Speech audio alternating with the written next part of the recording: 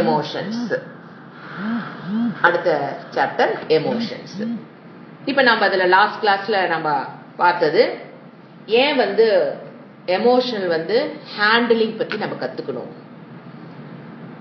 What is the important of learning this class.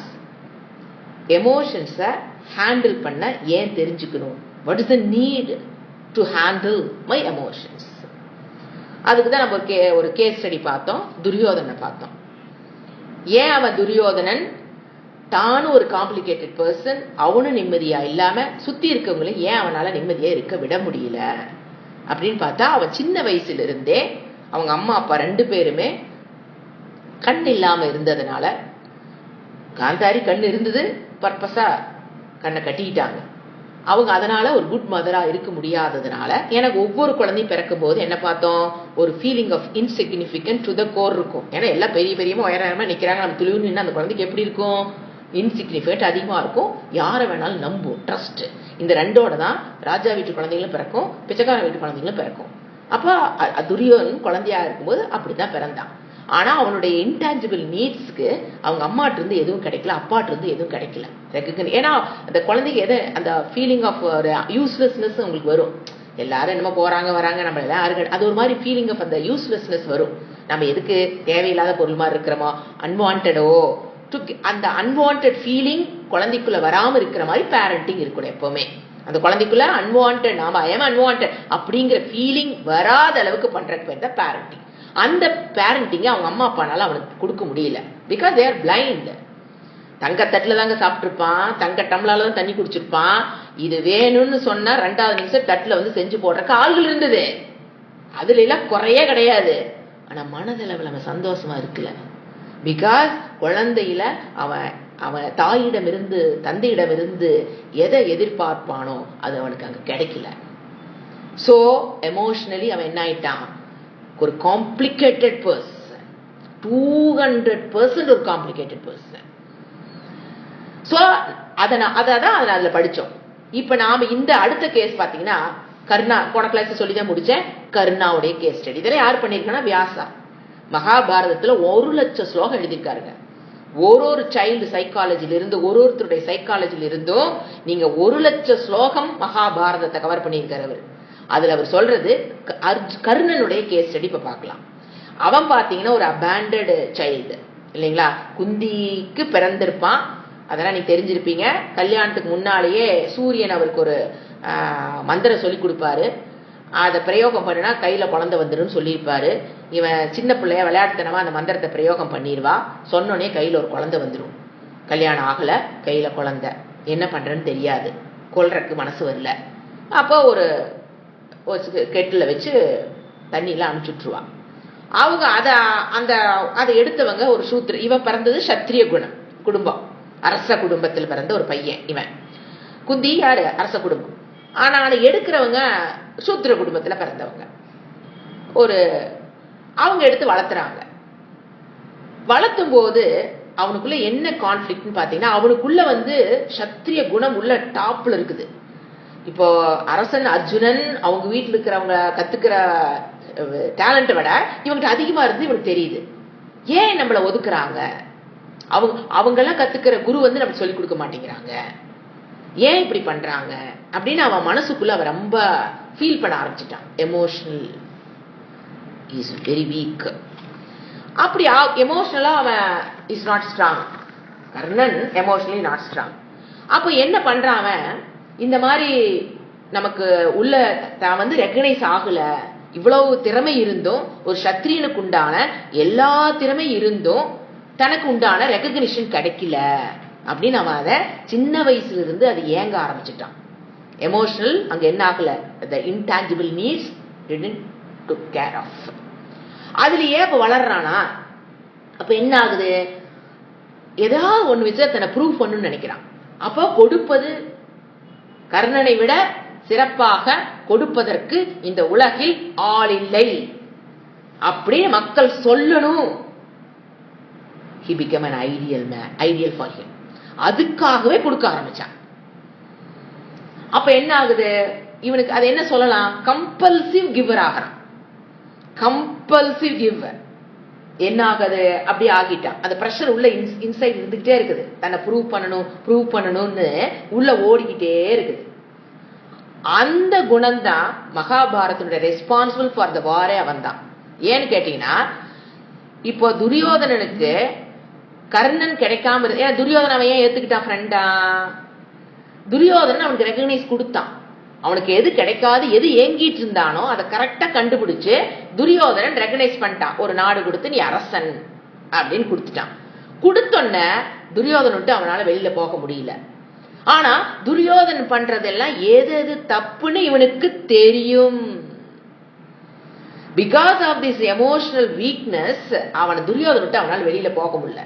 ஆனா அதை எப்படி அவன் சொல்றான், இது மாதிரி செஞ்சோற்று கடன், எனக்கு துரியோதனன் எனக்கு நிறைய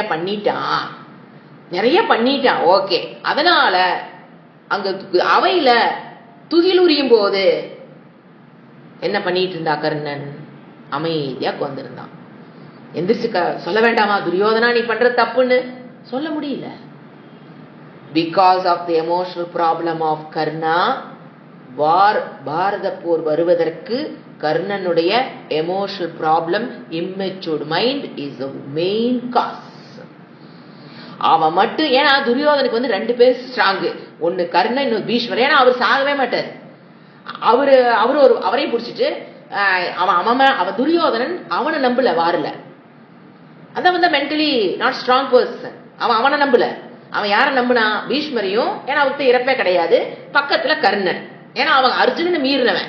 ஏன்னா இவனுக்கு வந்து அர்ஜுனன் மேலதான் பயம். வாரப்போ அவனை நம்மள தோக்கடிச்சிருவானோ, அவனை சரி கட்டுறத யார கையில வச்சுக்கிட்டான்? கர்ணனை புடிச்சு போட்டு வச்சுக்கிட்டான். ஆனா கர்ணன் எது சரி எது தவறுன்னு கண்டுபிடிச்சு அதிலிருந்து மீண்டு வர சக்தி இல்லாத மனிதனாக இருந்தான். அபிமன்யு போட்டு தள்ளும் போது அவன் கையில நிராயுதபாணியா நிக்கிறான். பையன் இவங்க எல்லாத்தையும் விட அவன் சின்ன பையன். அந்த வியூகம் அமைச்சிருக்காங்க, உள்ள போக தெரிஞ்சிருச்சு. அவனுக்கு வெளியே தெரியாம முழிக்கிறான். கையில எந்த ஆயுதம் கிடையாது. கர்ணன் என்ன சொன்னா தெரியுங்களா? நிராயுத தர்மம் தெரிஞ்சிருந்தா, எமோஷனலி பேலன்ஸ்டு பர்சனா இருந்தா என்ன சொல்லியிருப்பான் கர்ணன்? டேய், அவன் கையில ஆயுதத்தை கொடுங்கடா, அப்புறம் சண்டை போட வைங்கடான்னு சொல்லியிருக்கணும். இவன் என்ன தெரியுங்களா சொன்னா கர்ணனு? அது நிராயுத பாயில நிக்கிறான். நிக்கும் போது சொல்றான், போற்று போற்று போற்றுன்னு. Emotionally imbalanced. ஏன்? இன்டான்ஜிபிள் மென்டல் மெச்சூரிட்டி இல்லாததுனாலதான் அந்த இடத்துல எது தர்மம், அந்த மாதிரி பண்றது தப்பு. அவனுக்கு தர்மசாஸ்திரம் எல்லாம் தெரியுங்க, ஆனா அதுல பேலன்ஸ் பண்ணி அவனால போக முடியல. இப்ப பண்றது தப்பு, இப்படி கொல்லக்கூடாது. இதெல்லாம் இதிகாசம், கதை இல்லைங்க. இதிகாசம்னா இப்படி நடந்தது. நம்ம பாரத மண்ணில் இவ்வாறு நடந்தது. It is not a myth. இவ்வாறு நடந்தது. அப்ப என்ன ஆச்சு?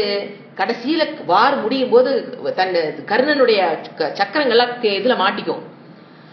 நிராயுதபாணி அணி நிப்பான். சாரதியும் ஒத்து வர மாட்டாரு.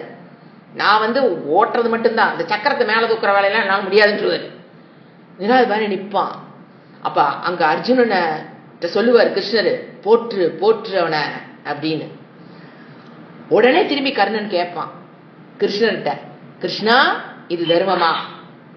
நிராயுதபாணியா நிக்கிற, கையில் எந்தவித ஆயுதமும் இல்லைன்னா நிராயுதபாணி நிக்கிறவன போடுன்னு சொல்றீங்களே, நீங்க என்ன பெரிய மனுஷன் இப்படி போட சொல்றீங்களே, இது உங்களுக்கு தர்மமா அப்படின்னு கேட்பான் கர்ணன் கேட்பான். அப்ப கிருஷ்ணன் என்ன தெரியுமா சொல்லுவாரு? தர்மோ ரக்ஷதி ரக்ஷிதா. அவ்வளவுதான் ஒரு வேர்டு. தர்மோ ரக்ஷதி ரக்ஷிதா அப்படின்னு என்ன தெரியுங்களா? நீ எந்த தர்மத்தை காப்பாற்றினாயோ அந்த தர்மமே உன்னை வந்து காப்பாற்றும். நானே தேவையில்லை, கடவுளே தேவையில்லைன்றவர். நீ தர்மத்தை பண்ணிருந்தீனா தர்மோ ரக்ஷதி ரக்ஷிதாக. யார் ரக்ஷிதாக? தர்மம் எவனால் காப்பாற்றப்பட்டதோ அவனை அந்த தர்மமே காப்பாற்ற. அதாவது நான் தர்மத்தை காப்பாற்றி வாழ்ந்தேன் என்றால் அந்த தர்மமே என்னை காப்பாற்றும். அப்போ நீ என்ன பண்ணுன? துகிலுரியும் போது திரௌபதி எங்க நீ தர்மத்தை காப்பாத்துன? அபிமன்யு போட்டு தள்ளும் போது எங்க நீ தர்மத்தை காப்பாத்தலையா? யாருக்கு என்னமோ போகுது, நமக்கு நாடு கிடைச்சா சரி, நமக்கு பேரு கிடைச்சா சரி அப்படின்னு தானே உட்கார்ந்துருந்த. துரியோதனை பகைச்சிட்டா நாடும் போயிரும், ஊரும் போயிரும், பெருமை போயிரும், பேரு போயிரும். அதனாலதானே அவனை நீ பகைச்சுக்கல. அப்ப நீ தர்மத்தை காப்பாத்தல இல்லையா? அப்ப நீ அந்த தர்மத்தை நீ காப்பாத்தல இல்லையா? அப்ப அந்த தர்மத்தை எப்படி உன்னை காப்பாத்திப்போ? காப்பாத்தாது. போடுறா அர்ஜுனா, போட்டா முடிஞ்சுட்டான். அதாவதுங்க, சாவுங்கிறது பல வகையில வரலாம். ஆனா அவதாரம் நம்மளை கொல்றதாட்ட ஒரு பாவம் எதுவுமே கிடையாதுங்க. அவதார புருஷனாக வந்தவர் என்ன பண்றாரு? நம்மளை கொல்றாருன்னா, இப்ப பக்கத்து வீட்டுக்காரன் கொண்டா, அக்கத்து வீட்டுக்காரன் கொண்டானா சுச்சுப்பி, அதுல சாவறதால ஒண்ணு பெருசு இல்லைங்க. பகவான் இறைவன் அவதார புருஷன் நம்மளை கொல்றாருன்னா நம்ம என்ன ஒரு பாவம் பண்ணிருக்கணும்.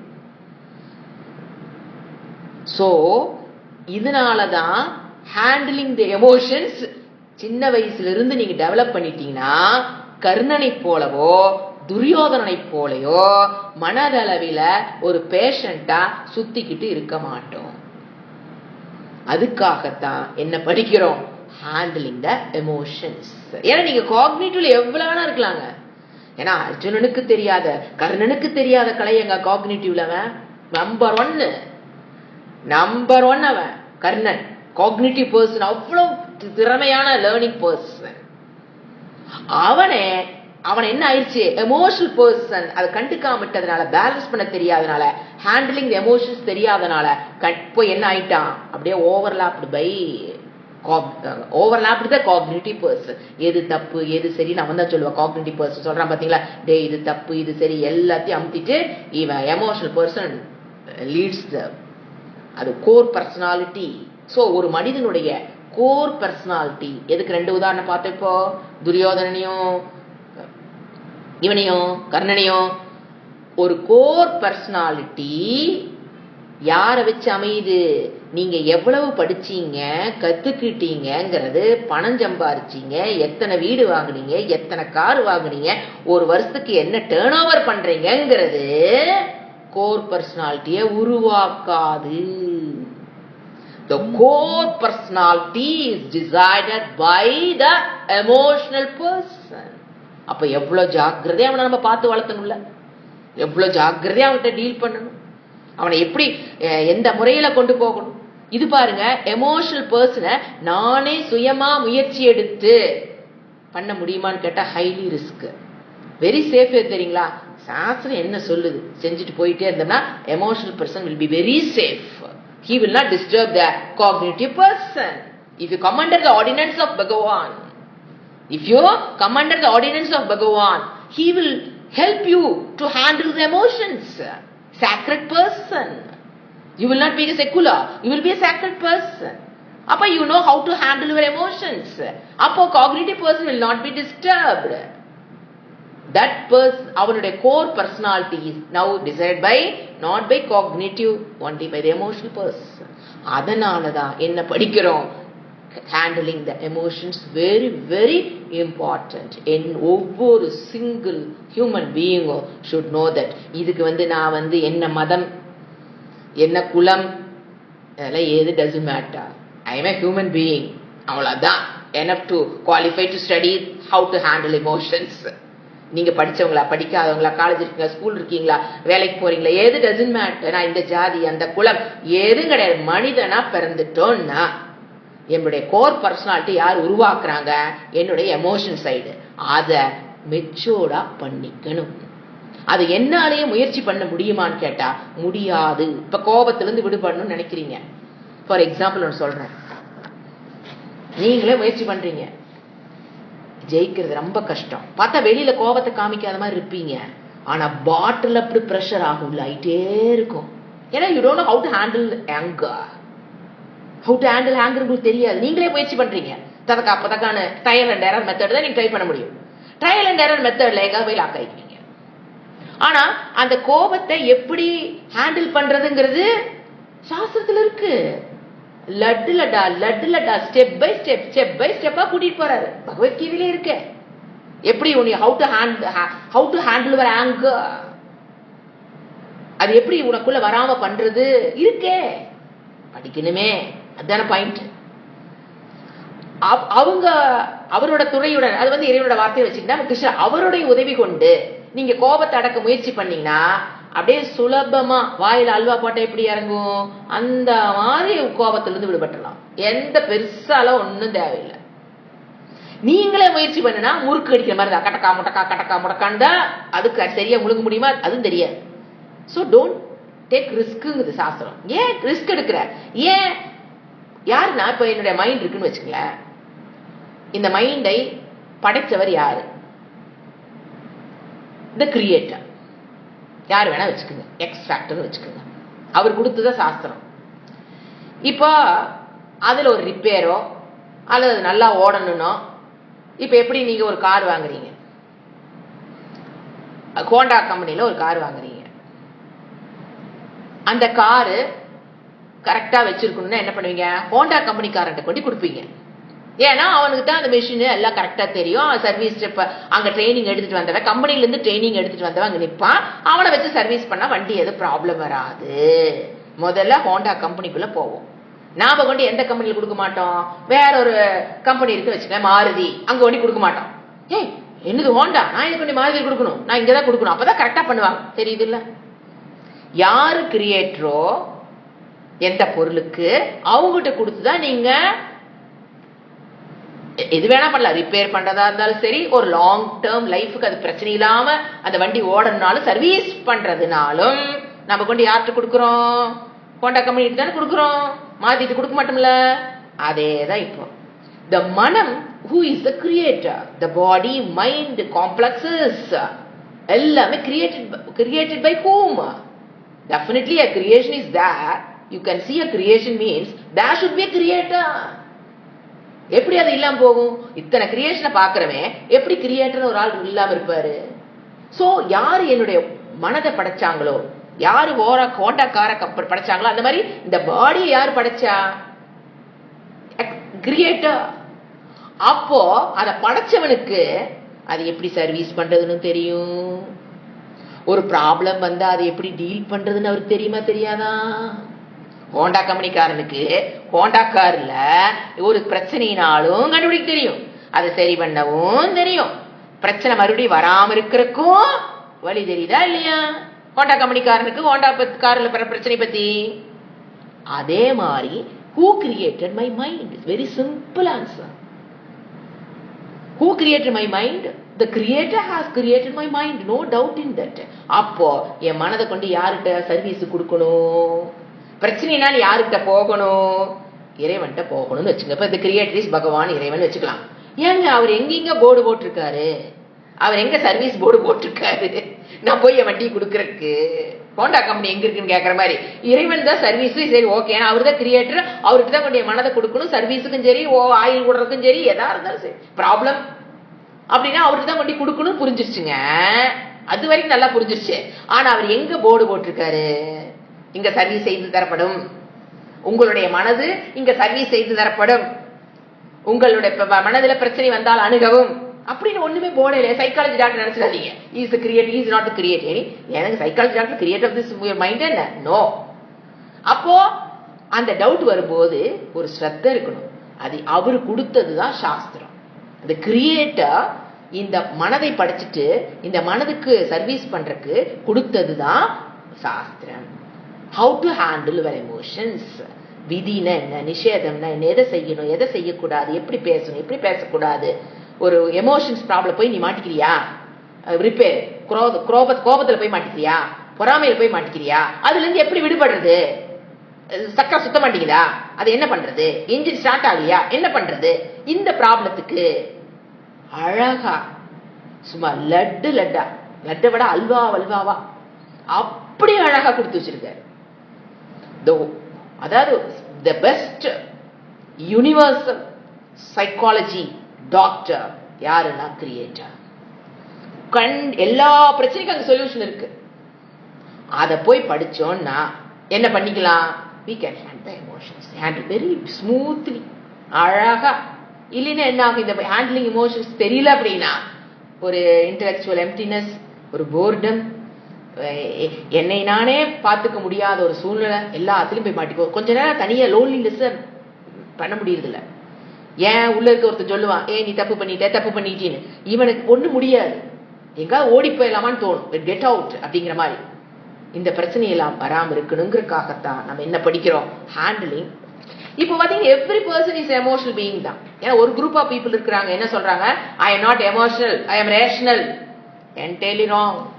அப்படியெல்லாம் ரேஷனலா யாருமே இருக்க முடியாதுங்க. we are not computers to relate with this gadget with machine மாதிரி கம்ப்யூட்டர் ஆகிற நம்மள கம்ப்யூட்டர் கிடையாது. we are not machines, we are human beings with feelings, emotions. அப்போ ரேஷனலா இருக்கணுங்கிற கண்டிஷன் கிடையாது. எமோஷன்ல in general we say we should have emotions, ஆனா அந்த எமோஷனலிசம் is bad. ரெண்டுக்கு ஒரு வித்தியாசம் காமிக்கிற மாதிரி எமோஷன்ஸ் இருக்கணும். ஒரு ஒரு ரோட்ல அடிபட்டு கிடக்கிறான் அப்படின்னா ஐயோங்கிற பரிதாபம் வரணும், அவனுக்கு உதவி பண்ணுங்கிற என்ன எப்ப வரும், வாடிய பயிரை கண்டபோது வாடினேன், வாடன மனம், அதான் எமோஷன்ஸ். அப்படியே போகப்படாது. அப்போ எமோஷன்ஸ் இருக்கக்கூடாதுன்னு சொல்லல, எமோஷன்ஸ் இருக்கணும். You should not be rational, you should have some emotion. But எமோஷனலிசம்க்குள்ள போய் அது இஸ் பேட். அது எப்படி நம்ம பார்க்கலாம். இது குட்டா பேடாங்கிற கொஸ்டினே கிடையாதுங்க. எமோஷனல் நான் ஒருத்தர் சொல்லிட்டு இருக்கான்னு வச்சு ஒரு சின்ன உதாரணம் நான் சொல்றேன். ஒருத்தர் சொல்றான், நான் எமோஷனல் ஆகப்பட்டேன், I am very rational, very rational. ஒன்னும் வேண்டாம், நீங்க திருப்பி சொல்றீங்க. அவன் என்ன சொல்றான், I am rational. You are emotional only. அவன் சொல்றான், நோ ஐ எம் ரேஷனல். திருப்பி நீங்க சொல்றீங்க, your parent are like this only. உடனே வரும் பாருங்க ஒரு கோபம். உங்க பரம்பரையை இப்படிதான் சொல்லி பாருங்க, உன்னையாட்டு உங்க தாத்தா உங்க அப்பான்னு சொல்லி பட்டு பாருங்க. அவன் அப்படியே எமோஷன்ல இருந்து ரேஷனல் இருந்து எங்க எமோஷன் வந்துடுவான், ஓங்கி அடிக்கிறவங்க வந்துடுவான். எமோஷனல் ஆகிட்டான். That's all. எமோஷன் ஆகாம இருக்க சொல்லல, எமோஷனல் ஆகாம இருக்கிறது தப்பு. எமோஷன் நம்மளோட டிராவல் ஆயிட்டு இருக்கிற ஒரு விஷயம். It's a good thing. அதை ஹேண்டலிங் பண்றது கத்துக்கிட்டு டீல் பண்ணுங்கன்னு சொல்றமே தவிர நோ எமோஷன்ஸ் பிளண்டர் மிஸ்டேக். ஏன்னா எமோஷன்ஸ் தான் ஜாயின்ஸ் டூ பீப்புள். எமோஷன் இல்லைன்னு சொல்லக்கூடாதுங்க, அது வரக்கூடாதுன்னு சொல்லக்கூடாது. ஏன்னா அதுதான் joins two peoples. Love is the basic emotion இல்லைங்களா. லவ்னா நீங்க இப்ப இந்த என்ன சொல்றது, இந்த மாடர்ன் மியூசிக்ல எடுத்துக்கிட்டு என்ன பாட்டு பாடுறாங்க, ஒன்லி லவ், என்னது ரிஜெக்டட் லவ். அன்னைக்கு தான் சுவாமி இவரு சொல்லிட்டு இருந்தாங்க, சொல்லிட்டு இருந்தாங்க என்னங்க இப்ப பாட்டு எழுதுறாங்க, ஒன்னா ரிஜெக்டட் லவ், இல்லைன்னா டிஜெக்டட் லவ், இல்லைன்னா ரெசிப்ரோகேட்டட் லவ். இதுதான் பாட்டு. அப்படி அல்ல, இதெல்லாம் சிந்திச்சு தெரிஞ்சுக்கப்பட வேண்டிய விஷயம் லவ்ங்கிறது. அது அந்த எமோஷன்ஸ்னா என்ன, அதை நான் எப்படி ஹேண்டில் பண்ணணும், அதுதான் நம்ம கத்துக்க போறோம். சோ இப்ப லவ் அப்படின்னு எடுத்தீங்கன்னா ஒரு கிரேட்டஸ்ட் கொஸ்டின். இப்ப நம்ம என்ன நினைக்கிறோம், எல்லாரும் நம்மள லவ் பண்ணணும்னு நான் நினைக்கிறோம். ஜென்ரலா எல்லாரும் எங்கிட்ட அன்பா இருக்கணும்னு நினைக்கிறோம். இப்ப நான் உனக்கு சொல்றேன், ஒரு ஒரு தாட் ஆஃப் த டேவை பாருங்க. இப்ப நான் ஒரு லைன் சொல்றேன், அதை நான் மறுபடியும் விளக்குறேன். எப்ப எல்லாரும் என்னை விரும்பணும், லவ் பண்ணும், எல்லாரும் எங்கிட்ட அன்பா இருக்கணும் அப்படின்னு நாம் நினைக்கிறோம். நானும் எல்லாத்துக்கும் அன்பா இருக்குன்னு நினைக்கிறேன். தப்பு இல்லைங்க, அதுல சிந்திக்கலாம். என்ன நினைக்கிறோம் ஜென்ரலா, எல்லாரும் எங்கிட்ட அன்பா இருக்கணும், நானும் எல்லாத்துக்கும் அன்பா இருக்கணும். முடியுதா? முடியுறது இல்ல. எல்லாத்துக்கும் நான் அன்பா இருக்கணுங்கிறதும் முடியுறது இல்ல, எல்லாரும் எங்கிட்ட அன்பா இருக்கலாங்கிறது இல்ல. எங்க பிரச்சனை, என்ன நடக்குது? இப்ப நான் இந்த பிரச்சனைக்கு இப்ப நம்ம என்ன பிரச்சனை நடந்துட்டு இருக்கு, ஏன் இதுல சிக்கல்ல போய் நம்ம மாட்டிக்கிறோம். நல்லா தானே போகுது, நான் சொல்றது நல்லா தான் இருக்கு, எல்லாரும் என்ன விரும்பணும், நானும் எல்லாத்தையும் அன்பா இருக்கணும். ஏன் பிரச்சனை வருது? இப்ப பாருங்க, இது புரிஞ்சுக்கிறதுக்கு ஒரு எக்ஸாம்பிள் சொல்லிட்டே வர பாருங்க, டக்கு நீங்க போய் புடிச்சிருவீங்க. இப்போ ஒரு பையன் 7th ஸ்டாண்டர்ட் மேக்ஸ் படிக்கணும்னா அவனுடைய மனம், பிரெயின், புத்தி எதை வேணா எடுத்துக்குங்க, அதுக்குண்டான இன்ஃப்ராஸ்ட்ரக்சர் வேணுமா வேண்டாமா? 7th ஸ்டாண்டர்ட் மேக்ஸ் புக்கு ஒருத்தன் எடுத்து படிக்கிறான்னா அவனுக்கு அதை புரிஞ்சுக்கிற அளவு மண்டையில ஒரு இன்ஃப்ராஸ்ட்ரக்சர் வேணும். அப்பதான் அவன் 7th மேக்ஸ புரிஞ்சுக்கிறான். இப்ப நீங்க உங்களதே எடுங்க, கார்பரேட் செக்ரட்டரிஷிப்னு சொல்றீங்க. அதை புரிஞ்சுக்கணும்னா உங்க மண்டைக்குள்ள அதை புரிஞ்சுக்கிற அளவு ஒரு இன்ஃப்ராஸ்ட்ரக்சர் வேணும். என்ன சொல்லலாம், ஒரு இன்டலெக்சுவல் ஃப்ரேம் ஒர்க் இருந்தா தான் you can understand your subjects. அப்படித்தானே? இப்ப வந்து 6th படிக்கிற பையனை கொண்டு போய், சாரி 5th படிக்கிற பையனை கொண்டு மேக்ஸ் புக்கை கொடுத்து பாருங்க, அவனுக்கு அந்த இன்ஃப்ராஸ்ட்ரக்சர் இல்ல, அதனால 7th மேக்ஸ் புரியாது. ஒண்ணும் வேண்டாம், ரொம்ப அவ்வளவு கஷ்டம்னு திங்க் பண்ண வேண்டாம். கொரியன் டிவி ஓடுது, அது ஏன் உங்களால புரிஞ்சுக்க முடியல? அந்த கொரியன் லாங்குவேஜ் புரிஞ்சுக்கிறதுக்கு உண்டான இன்ஃப்ராஸ்ட்ரக்சர், இன்டலெக்சுவல் ஃப்ரேம் ஒர்க் என்கிட்ட இல்ல. அதே இங்கிலீஷ்ல ஒரு டிவி ஓடுது, எனக்கு புரியுது. எப்படி புரியுது? அத புரிஞ்சுக்கிற அளவுக்கு உண்டான இன்ஃப்ராஸ்ட்ரக்சர் சொல்லலாம், அவரோட இன்டலெக்சுவல் ஃப்ரேம் ஒர்க் எங்கிட்ட இருக்கு. அந்த லாங்குவேஜ் புரிஞ்சுக்கிற அளவுக்கு எங்கிட்ட ஒரு இன்டலெக்சுவல் ஃப்ரேம் ஒர்க் உள்ள இருக்கு. அதனாலதான் என்ன பண்றேன், இங்கிலீஷ புரிஞ்சுக்கிறேன். என்ன தெரியும், இங்கிலீஷ் வேர்ட்ஸ் தெரியும், வெக்காபுலரி, கிராமர் தெரியும். இதெல்லாம் தான் இன்ஃப்ராஸ்ட்ரக்சர்ஸ். வெக்காபுலரி, கிராமர், இதெல்லாம் தெரியும். அதுதான் இன்ஃப்ராஸ்ட்ரக்சர். அதனாலதான் நான் என்ன பண்றேன், புரிஞ்சுக்கிறேன். இப்போ கமிங் டு லவ், நம்ம சப்ஜெக்ட் என்னது வருவோம். இப்போ மத்தவங்க இல்ல நீங்களே சொல்லலாம், ஏன்னா அதுதான் ஃபர்ஸ்ட் அஃபெக்ட் ஆகுது. நாம அன்பா இருப்போம், அவங்க ரிஜெக்ட் பண்ணி போவாங்க, அதுதான் ரொம்ப வலிக்கும். இப்ப அந்த இடத்த பார்ப்போம். இப்ப நீங்க அன்பை கொடுக்கறதுக்கு ரெடியா இருக்கீங்க, ஆனா அவங்கனால வாங்க முடியலைன்னா அங்க அந்த இன்ஃப்ராஸ்ட்ரக்சர்ல ப்ராப்ளம், நாட் ரெடின்னு அர்த்தம். கொஞ்சம் சூக்ஷ்மம் தான், திங்க் பண்ணீங்கன்னா டப்புன்னு பிடிச்சுக்குவீங்க அந்த வயசுல. இப்ப நீங்க அன்பை கொடுக்குறீங்க, அந்த அன்பை ரிசீவ் பண்றதுக்கு அங்க என்ன இருக்கணும், ஒரு இன்ஃப்ராஸ்ட்ரக்சர் இருக்கணும். அதே மாதிரி அவன் எனக்கு அன்பை கொடுக்கறான்னா, ஒருத்தர் எங்கிட்ட அன்பா இருக்கிறான்னா அதை ரிசீவ் பண்ற அளவுக்கு எங்கிட்ட இன்ஃப்ராஸ்ட்ரக்சர் ஒண்ணு இருக்கணும். எக்ஸ்ட்ரா வச்சுக்கலாம். What is infrastructure, you are going to see later. முதல்ல இந்த ஃபார்முலாக்குள்ள வாங்க. அவன் எனக்கு அன்பா இருக்கிறான்னா எனக்கு அந்த இன்ஃப்ராஸ்ட்ரக்சர் இருந்தா தான் I can receive that love. அன்பை வாங்க முடியும், ஷேர் பண்ண முடியும். அதே மாதிரிதான் அவனும். இப்ப நாம என்ன பண்றோம், நமக்கு தெரியுது இல்ல, என்னுடைய அன்பை வாங்குற அளவுக்கு அவனுக்கு இன்ஃப்ராஸ்ட்ரக்சர் இருக்கா இல்லையா நமக்கு ஸ்கேன் போட்டு பார்க்க முடியாது.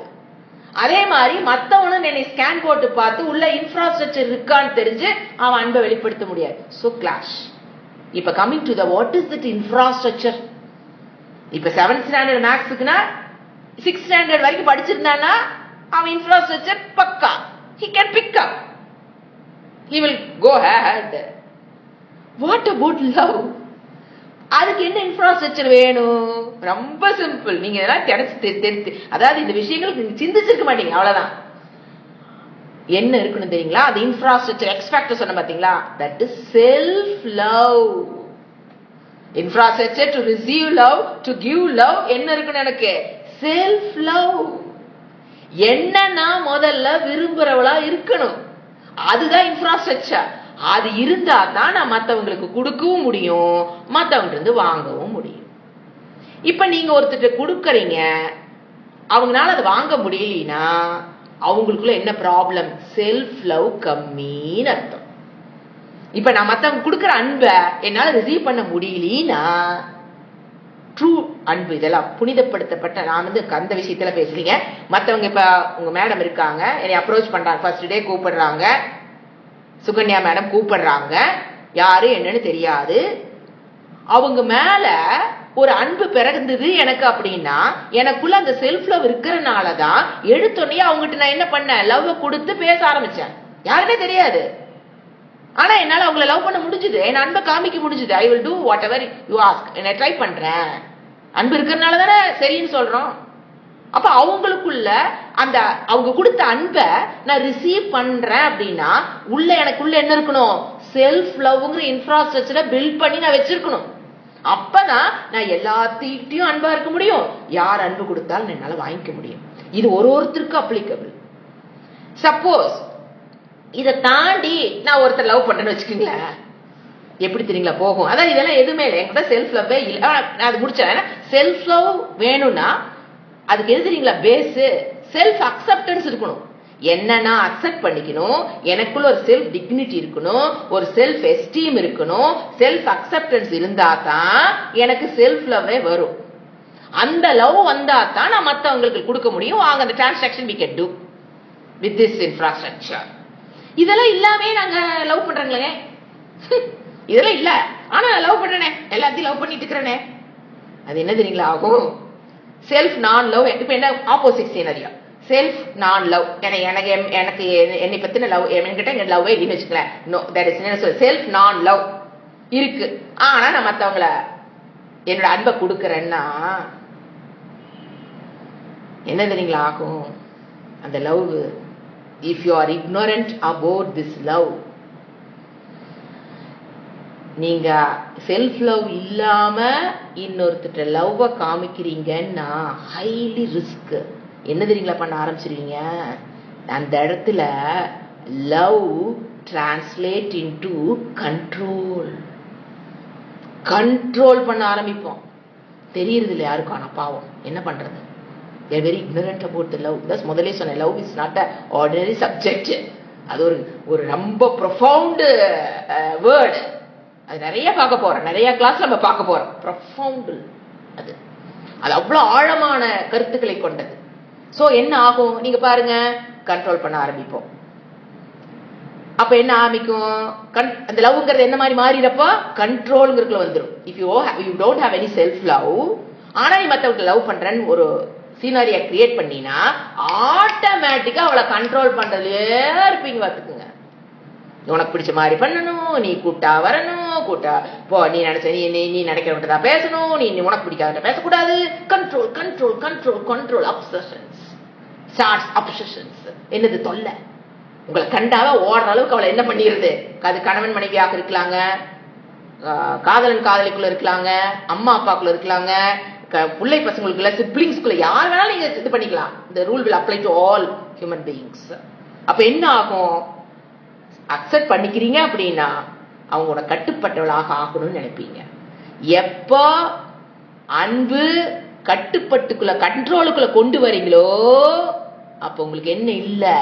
Self love, self acceptance, self dignity, self esteem இதெல்லாம் இல்லாம நீங்க லவ் வெளிப்படுத்துறீங்கன்னா தட் இஸ் நாட் லவ்.